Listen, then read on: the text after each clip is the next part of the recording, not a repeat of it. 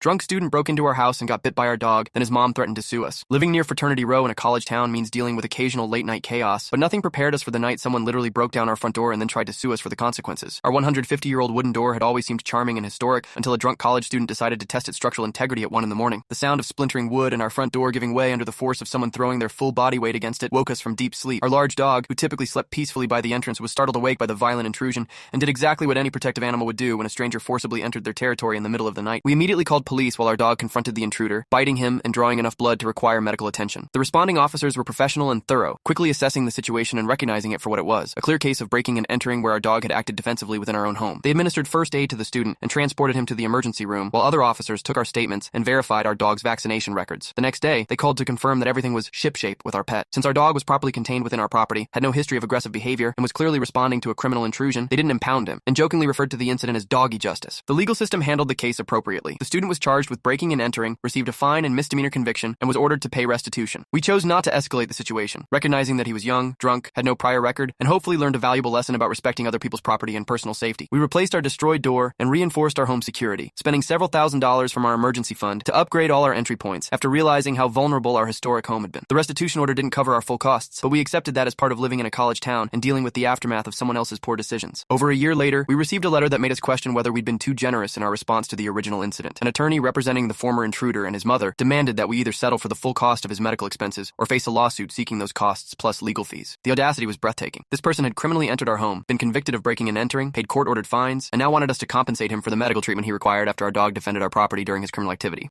We consulted with our attorney, who handled the situation with professional efficiency that revealed the weakness of their legal position. He drafted a response letter that included police reports, court documents, restitution orders, and comprehensive veterinary records proving our dog's proper vaccination status and lack of aggressive history. The resolution came swiftly and quietly. Within days of receiving our attorney's documentation, the opposing counsel contacted our lawyer to withdraw their demand for compensation. They would no longer be pursuing restitution for medical expenses, and we could expect written confirmation of this decision within the week. Our attorney inferred from the conversation that the student had likely never told his mother the full truth about how he ended up needing medical treatment. She probably believed some version of events where her innocent son was attacked by a vicious dog, rather than the reality where he committed a crime and faced natural consequences for violating someone else's home and safety. This case apparently made our lawyer's top 10 list of ridiculous legal threats, highlighting how some people genuinely believe that criminal behavior shouldn't come with uncomfortable consequences. The idea that homeowners should compensate criminals for injuries sustained during the commission of crimes represents a level of entitlement that defies basic logic and legal precedent. Our dog continues to be the goodest boy, having proven that sometimes the best home security system is a loyal pet who understands the difference between welcome guests and dangerous intruders. His protective instincts may have saved us from much worse that night, and he deserved praise rather than legal scrutiny for his heroic response. The whole experience reinforced our belief in standing up to frivolous legal threats, while also reminding us that no good deed goes unpunished when dealing with entitled people who refuse to accept responsibility for their actions.